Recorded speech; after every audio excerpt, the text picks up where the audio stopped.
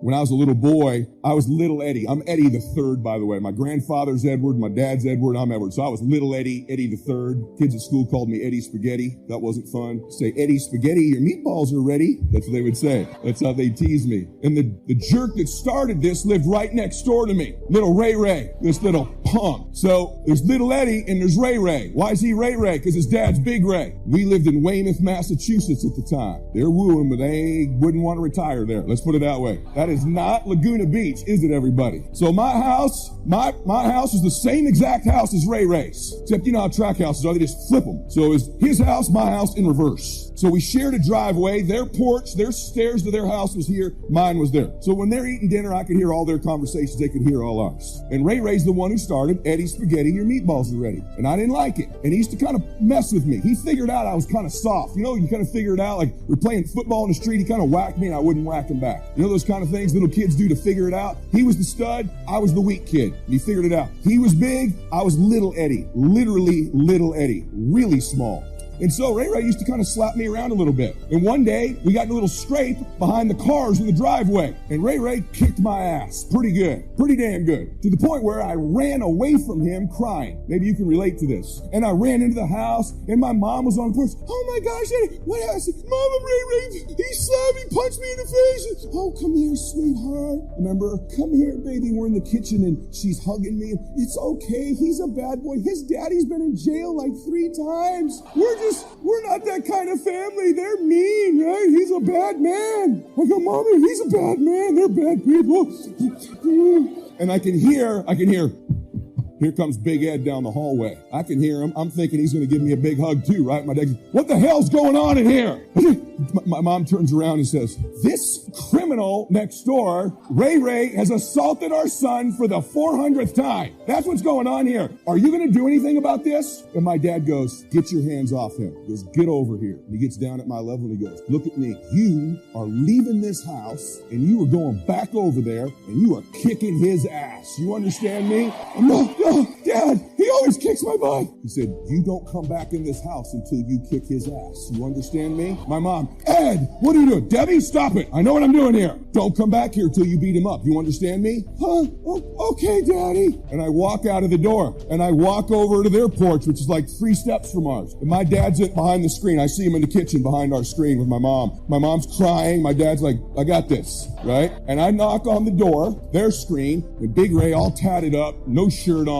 He's through the screen. What's up, Eddie? He said, Big Ray, my dad says I have to come over here and kick Ray Ray's ass or I can't come home for dinner. So, and Big Ray goes, I like that kind of party. Let's get it. I'm serious. I hear him at the door. Ray Ray, Ray Ray. That's how he yells. Ray Ray, get over here. Little Ray, little bulldog comes running up. Right? He goes, hey, little Eddie wants another piece. And little Ray Ray goes, let's do this. I'm like, oh crap. And we're walking down his stairs and I could see my dad in the screen over here. I'm like, oh my God.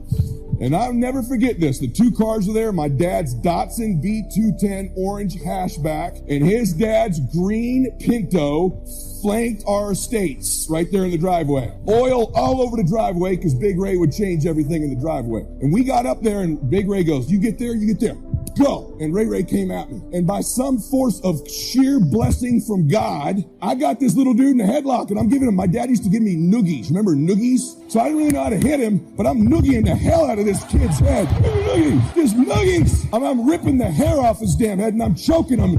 Noogies. I'm kind of looking back at the screen and see my dad. I got him, Dad. I got him, Dad. And so finally, I'm noogieing this kid to death. Literally can't breathe. And so finally, Ray's going, get him, Ray, get him, Ray. I'm hearing him yell, get him, Ray. I'm like, noogies. And I won't let him go. He's trying to squirm. And I'm like, boom. I'm kind of slapping him in the head. These little boys out there, right?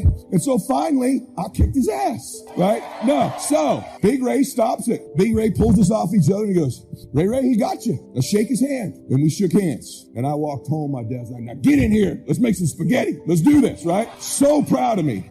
See, thing about push-up is once you get started, it's difficult. But let's say by the grace of God, somehow you get 20 cranked out. And then you just keep on, and then you throw some prayer in the game, and the next thing you know, you got 40 knocked out. But you steady pressing. What you don't see is you developing a strength with that pressing. And then somehow you get to 70, and you look up, and everything on you shaking. Your teeth is cracking. Your eyes is busting out your head. You can't believe what's happening to you. You get to 80, your clothes don't look the same no more. You somehow get to 90, and it's all coming loose now. And then, through prayer in some kind of way, you ain't got to know how. You just got to start. See, too many people try to figure out the how. Now you're trembling. You're shaking. Everything in you is about to blow up. But you done 100 push-ups. Now, somebody come to you and say, man, you say, wow, I did the 100, I'm successful now. And then you say, well, good, now I'm successful. What I got to do to stay successful? Hold that position. After you done 100, lock and hold. That's how hard it is to be successful. But in that mere description right there, most people go, I ain't finna try that. What got me to this position is I went ahead on and tried. I didn't even have the ability, and I still have struggled. But guess what? I'm holding, but I ain't holding by myself. See, you keep going to church and you keep memorizing these scriptures, but you got to put them to application. If he all that in a bag of chips, if he can do anything but fail, why you keep bringing up the failure? It doesn't make any sense. You can have a life. Ain't this a Bible verse say something about if you have a life, come to Christ, you have life and have it more abundantly. Something like that, right? I don't try to do that, because what I don't do is I don't put myself in Bible verses that ain't got nothing to do with me. You know what I'm saying? Some of y'all always want to plug yourself into all the scriptures. Some of them scriptures is for people that don't do certain things, then this is the result. You ain't got to plug yourself in there. Like it's a scripture that says something about the poor. The poor will always be with you. It don't say the poor will always be with you, Steve. Why am I putting myself in that Bible verse? He just talking about if you don't believe in your heart and don't doubt. He talking about if you have faith without works is dead. He talking about if you do that. Don't put yourself in there. But if you want to justify why you poor, then you whoops that one out. I don't want to be in that one, so I don't pull it out.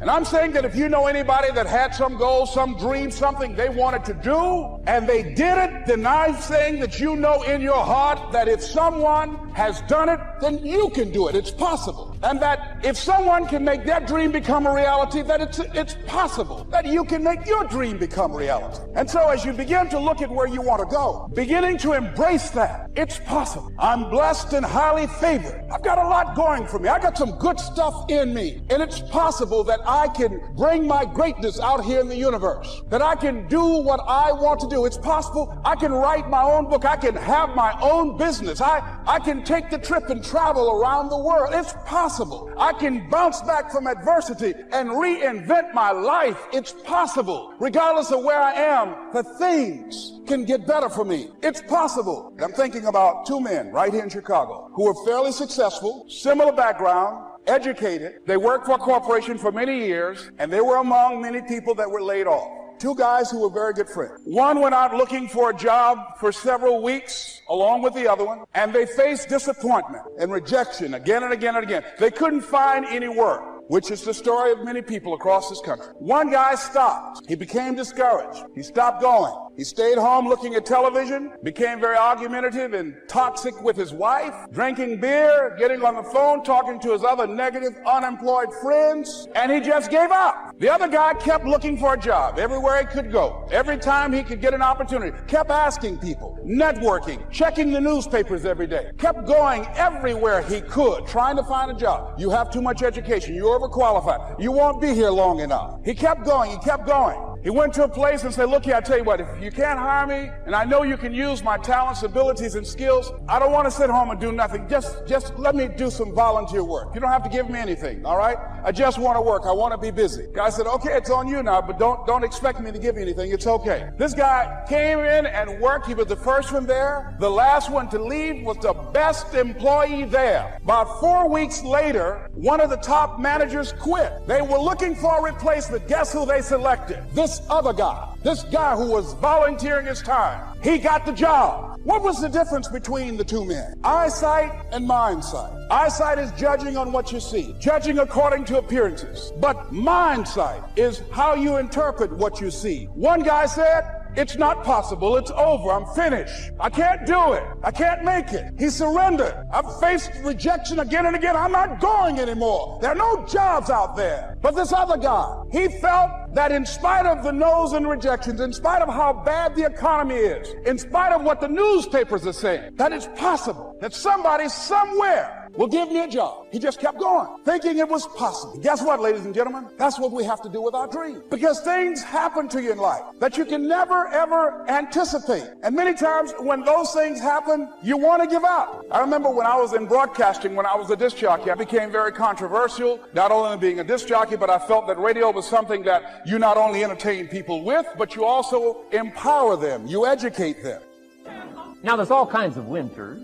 Not just the winter of the season, but there's all kinds of winter. Winter time, the down time, the discouraging time. One writer called it the winter of discontent. The winter when you can't figure it out, the winter when it all goes wrong. Economic winter, social winters, political winters, and personal winter. When your heart is smashed in 1,000 pieces, the nights are unusually long. It's called winter time. Barbra Streisand sings, it used to be so natural to talk about forever, but used to be's don't count anymore. They just lay on the floor till we sweep them away. You don't sing me love song. You don't say you need me. And you don't bring me flowers anymore. A song of winter. But hey, we're acquainted with all those winter scenarios. We've been through them all. Now the question is, what do you do about the winter? Well, you can't get rid of January by tearing it off the calendar. But here's what you can do with the upcoming winters of your life. The long ones, the short ones, the easy ones, the more difficult ones. Here's what you can do. Get wiser and stronger and better. Just make a list of that trio of good words. Wiser, stronger, and better. To challenge for yourself the upcoming winters of your life, don't you think you could read more? Pick up the scenario, pick up the books, pick up the cassettes. So I would put some stuff on cassettes so you can listen to it, put it in books so you can read it. Now putting it on video so you can see it. I'm telling you, anybody that wants to can get wiser. Next is stronger. Anybody can get stronger. If you're willing to do the push-ups, you can get stronger. If you're willing to put yourself through the paces, you can get stronger. Can you develop stronger skills? And the answer is yes. Start practicing, practicing, practicing. And you can get stronger. Can you get stronger in handling life situations? Of course. But you got to go to work on yourself. You can't blame out there wishing it was easier. Wish you were stronger. And here's the last one. Get better. Anybody can get better. Language, we can all get better. I've been lecturing now for 33 years, and I'm telling you, today versus 33 years ago, I'm better. First time I gave a talk, I stood up, my mind sat back down. I mean, I've been through that whole deal. Opened my mouth, nothing came out for a while. My knees are banging together, the sweat's pouring off my face, I'm shaking like a leaf. It's called terror, in case you haven't tried it. Those first attempts, but I'm telling you, I got through it, and I did it again, and I got through it, and I did it again, and I got through it. And now, of course, I can lecture for a few hours in one day. Anybody can get better. Develop the skill, okay? Handle the upcoming winter. Don't wish away the winters. That's called naive. Wish for the skills. Wish for the strength. Wish for the wisdom. Here's the second major lesson in life to learn. Learn how to take advantage of the spring. Uniquely enough, spring follows winter. And pray tell how often? 6,500 times. I mean, those are good odds. I'd gamble on it one more time. I mean, those are good odds. Every time. You can't beat those odds. Spring is called opportunity. Another day is called opportunity. Days follow night. About that. And how often? Every day. But now here's what we must learn to do with opportunity. Underline 2 strategic words in that sentence. Take advantage. Just because spring comes is no sign you're going to look good in the fall. You've got to take advantage of it. You've got to do something with it. Read every book you can on what to do with your spring, what to do with your opportunities, what to do with your days, what to do with your chances. Don't miss the educational process. Don't miss the process of learning. To understand, opportunity keeps coming, but the key is taking advantage, taking advantage. Everybody in this room's got to learn to do one of two things. Plant in the spring or beg in the fall. And it doesn't mean you can't become a sophisticated beggar, but you don't need the reputation. Learn to plant in the spring. Take advantage. And there's an urgency here on springtime because there's just a few springs, handful of springs offered to each of us. So take advantage swiftly and quickly. Don't just let the time pass. The Beatles wrote, "Life is very short." And for John Lennon, it was extra short. For Michael Landon, it was X short. But life is short. At the longest, it's short. So don't just let the springs pass. Take advantage. Seize the day. Seize the moment. Seize the opportunity. It's the key. Springtime. Life is fragile. Life is brief. Elton John sings she lived her life like a candle in the wind. It's fragile. It's brief. Whatever you're going to do, you got to get at it. Don't just let it pass away.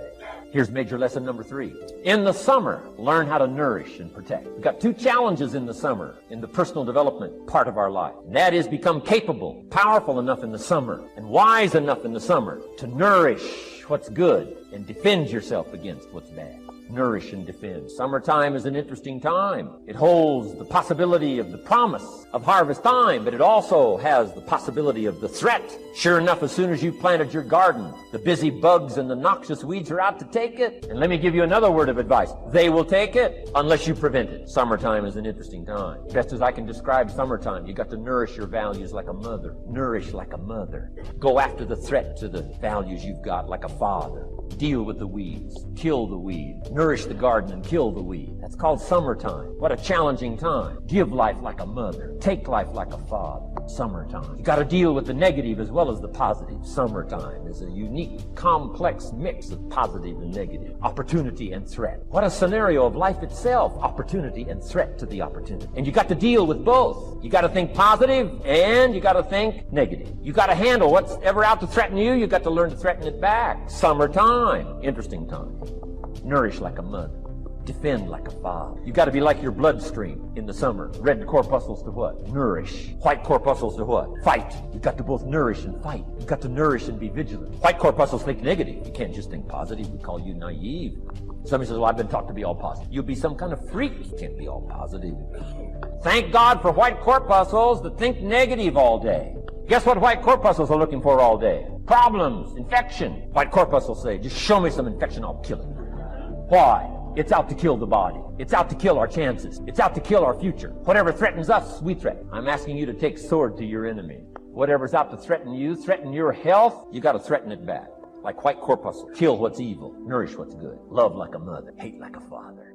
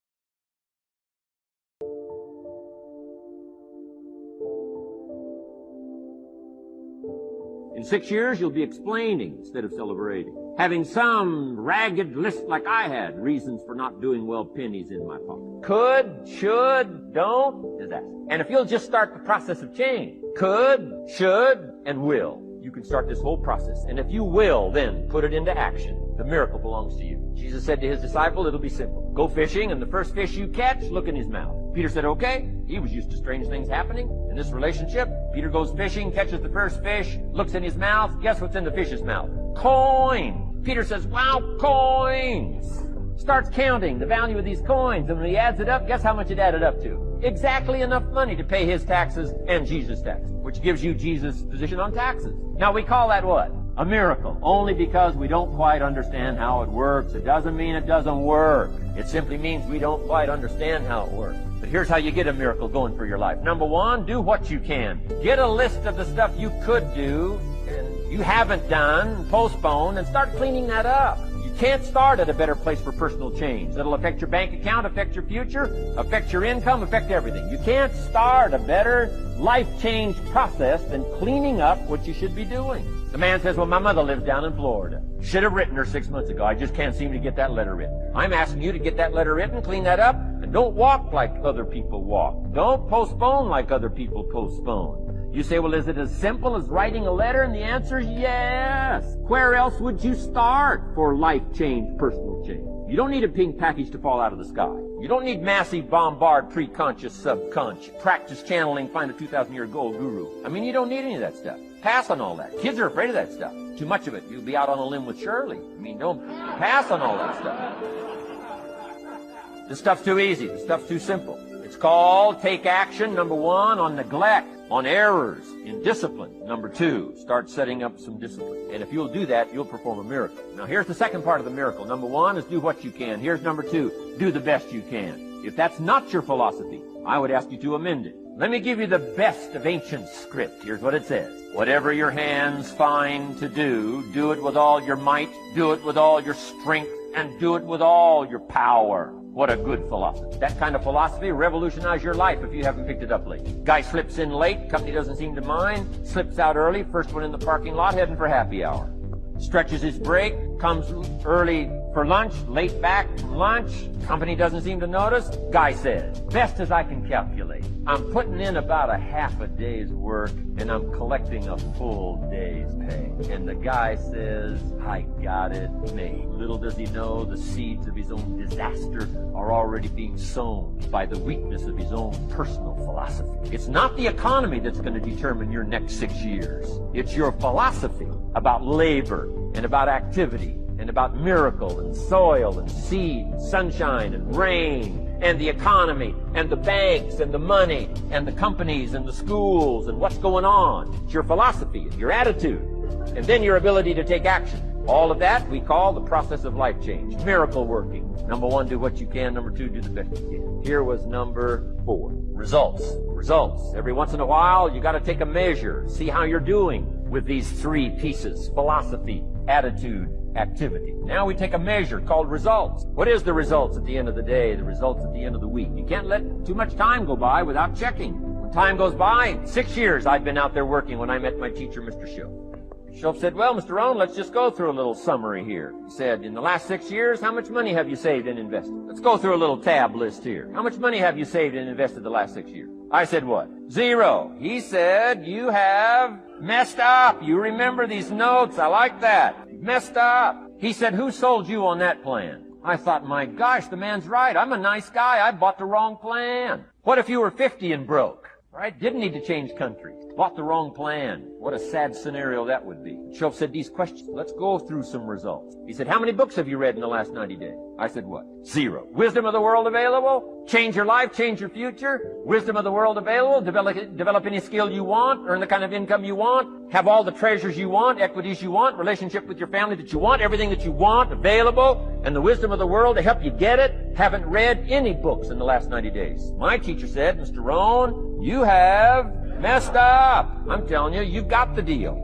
I told T-Hob when we were standing by the stage, I said, hey man, I want to work more with you. I want you to coach me. I want to learn from you. See, I found you're never too old to learn and you're never too young to teach. Always have a thirst for learning. So I listened to Paul Harvey every day on the radio. While in school, I would go out and listen in his car. He gave me his keys. I was working to develop myself. And I continued to listen to motivational messages, and he would take me to see the late Dr. Norman Vincent Peale, who wrote the book, The Power of Positive Thinking. I toured with him before he passed. You have something special. You have greatness within you. Don't allow your circumstances to determine who you are. Don't allow your negative thoughts to hold you back. You have something special. You can do more than you can ever begin to imagine. Dr. Peale was an incredible man. I admired him. When he spoke, he gave me goosebumps. I can feel him in my heart. And I never forget, we were coming back to the school, and Mr. Washington said, Mr. Brown, yes, sir. When Dr. Peale spoke, you didn't move. When he spoke, you were hanging on every word. When he spoke, we didn't have to tell you to sit down and be quiet. Why? I said, sir, I could feel him when he talked. I felt like he was talking to me, sir. He said, he was. I said, but he doesn't know me, but he was speaking to you. Did you feel him in your heart? I said, yes, sir. He said, most people feel him in their head. If you felt him in your heart, he said, listen to him, son. Follow him, learn from him.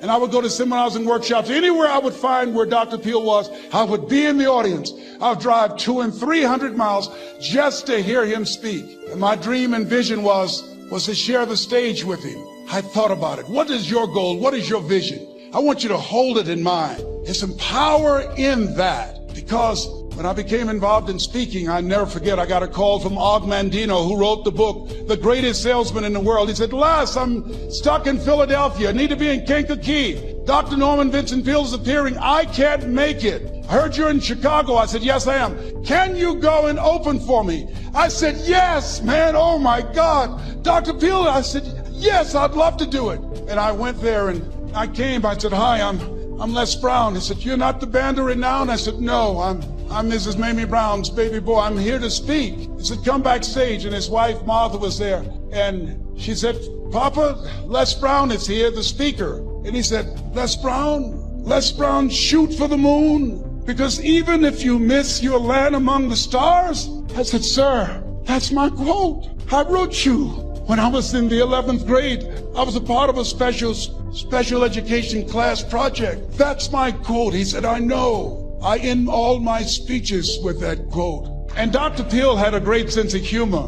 A young man was backstage, and I had so many questions to ask him, and my mind froze up, and the young guy said, Dr. Peale, how old are you? And he was up in age. He said, Sonny, I'm 92. The young man looked at him and said, I don't know if I want to live to get 92. He said, that's because you've never been 91. So my dad's drinking was the ultimate blessing in my life, even though it was terrible as a child. So my dad got sober and became my best friend. It was really cool. I watched my dad have two lives. I watched the first 40 years of his life. My dad was a good man, just like a lot of you are, but living a bad way. Drinking, running around, probably doing all the stuff that comes with doing that. And then he got sober. And I watched him change his life. My dad's a humble man, and I didn't know this. My dad's sobriety was interesting. Just gonna tell you this really quickly. My dad got sober, ironically, because he used to go to Hollywood to drink. So my dad went to an AA meeting where it was all famous people. But we lived 2 hours from there, which was the hood. So my dad would go to AA meetings in Hollywood with fame. Matter of fact, my dad's sponsor in AA is a very famous actor. And then my dad would come to the hood where we grew up and go to his AA meetings. And so my dad ended up, I didn't know this, but my dad for years helped people get sober quietly. 2 o'clock in the morning, a text, a lunch, a breakfast, anything he could ever do to just help another human being change their life. I never knew it because he would never tell me, didn't brag about it. When my dad died, he requested no funeral. Didn't want anybody talking about him. Plus it was COVID, but for years he didn't want one. But I got a call from the AA meeting my dad went to, and the guy said, we'd just like to honor your dad at a park. There'll be like 8 or 10 of us there. Would you come? I said, no, I'm not doing that. My dad said no. My wife said, you should just go. It's gonna be 10 people. I show up to this park, hundreds of people showed up. And they got up and said, we're here today to honor Ed Mylett. It's my own name. First dude walks up, he says, my name's Jerry. 34 years ago, Ed Mylett changed my life. I walked into a meeting, I had no hope, I thought I was gonna die. This man grabs me and says, hey, let's have breakfast tomorrow morning. And he tells his story. Next guy gets up, big old Samoan dude, said I was incarcerated for 15 years. My best friend's Ed Mylett. He changed my life. Took every call, calls me every day. loves me, cares about me. Next guy gets up, very, very famous actor. Ed Mylett changed my life. I came to a meeting 17 years ago. I can't tell you how many phone calls I get from him, how many meetings we've had, how many times he's driven to see me when I was going to use again. Driven hours and hours. One time he drove to Sacramento, drove 7 straight hours to see me because I thought I was going to use. He said, I'll be there in a minute. 7 hours later, my dad showed up. And I watched this whole meeting of these people just parading through about how my dad changed their life. And my dad had lung cancer and a really bad form of tumors wrapped all around his organs. And so my dad fought this for like 9 years. And the last time he went into the hospital, my dad finally called me and said, I want you to come get me. Except he didn't talk like that. My dad was down to about 10 breaths a minute. So my dad's voice was my voice. In fact, if you called his phone number right now, that voicemail's still on there, my dad's voice. But my dad would talk like this in the hospital. Dad, they'll give you another steroid shot. You need to fight this again. This is my dad's life for months. And I'm going to tell you what he said in my voice because it'll take too long. He said, I'm going to die in 2 days. I fought this for 9 years. I did this for your mom, you and your sisters and the grandchildren. I'm going to be gone in 2 days. I would like to die in my home with you and the sisters there. Come get me. I said, Dad. He says, I'm serious. I called his doctor. He goes, I'd get him home. I get my dad home. He's in his living room. I was with my dad when he passed away, so were my sisters. An hour before my dad died, an hour before. So when you're dying this way, just so you know, they count your breath. So my dad had gone from 50 breaths a minute to 20 to 10, some minutes 5, some minutes 3. Got to the point a couple hours before my dad died that he had a minute with no breaths. And so they took his pulse. He had no pulse. Then he would breathe again for a minute. So it took a long time. And my dad was really running out of breath. He was basically suffocating to death. And I tell you this because we thought he was gone, and he came back, and then he had a couple half-hour windows of like 40 breaths a minute. His phone keeps ringing. He's got oxygen. He goes, Debbie, who's calling? And she says, it's 9:09. Answer it. My dad's got 2 hours left. Answer it. She says, no, I'm not answering it. He says, grab it. He knew who it was, and he knew that was someone who needed him. And my mother handed him the phone on morphine, drooling, oxygen, pulls it out.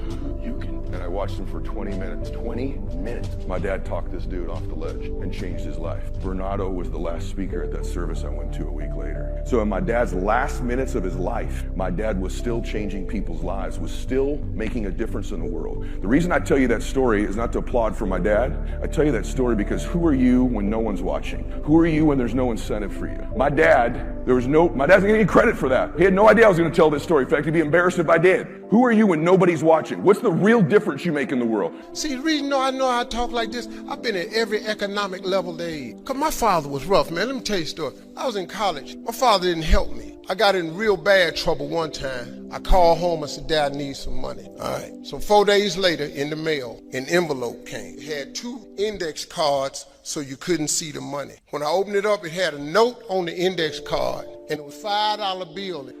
I pulled it out, saw the $5. The note said, this shit gonna have to stop. 4 times. That's what the note said, though.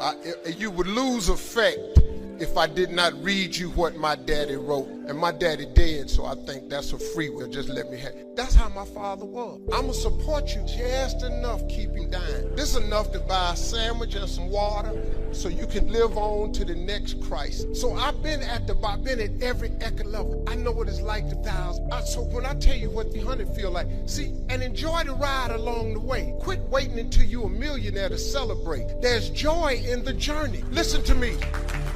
If you was making $50,000 and you now make $100,000, that should be a mini celebration in your life. When you go from $100,000 to $250,000, that should be another mini celebration in your life. You got to buy some stuff to reward you along the way. There's joy in the journey. You don't have to wait till you're a millionaire. I want to be a billionaire. I really do. Because there's 3 black billionaires: Oprah Winfrey, Michael Jordan, and Robert Smith. I didn't research it. I researched because that's where I want to go. Well, Steve, why you want to have a billion? Because they printing the money. There's joy in where I'm at right now. Oh, please understand I'm cool. But if I could get $1 billion though. See, Brother Blue has went with me, has traveled up to Washington, D.C.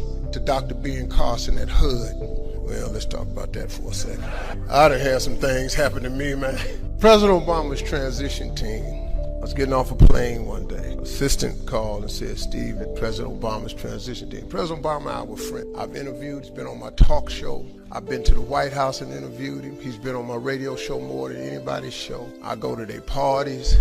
We friends. So his transition team called me around the 9th of January and said, Steve, the president feels like it's important that we sit down and have a conversation with this new administration to see if there's something to work out. Not President Obama, just his transition team from White House. I said, okay, cool. Next thing I know, the Trump administration transition team gets in touch with the Obama transition team. My name come up. So on January 13th, they asked me to come to Trump Tower to meet with Donald Trump. Now, the hell I call it, the sheer misery for making that decision. I've been so many coons, Uncle Tom, sellouts.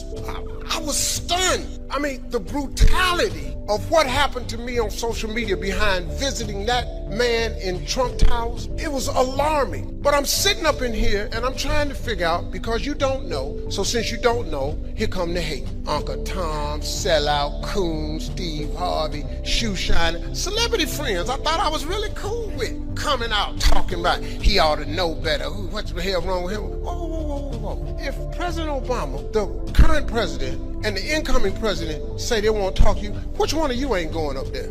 Just raise your hand if you wouldn't go, so I can see how stupid you are. Just go ahead. I just want to see. This is what I be really wanting to say. See, I can't say none of this in front of another group, but since it's us in here, I've been wanting to say this since January 13th. You better believe this right here. I've been waiting on the right crowd. Well, I'm in front of a bunch of friends right now. So see, I can say this because I'm around a bunch of friends. You understand? Friendship is essential to the soul. You can live without your father. You can live without a relative.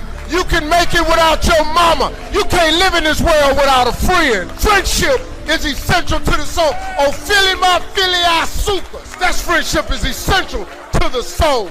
Yeah, I've been waiting on this. I'm glad Ricky Lewis asked to come.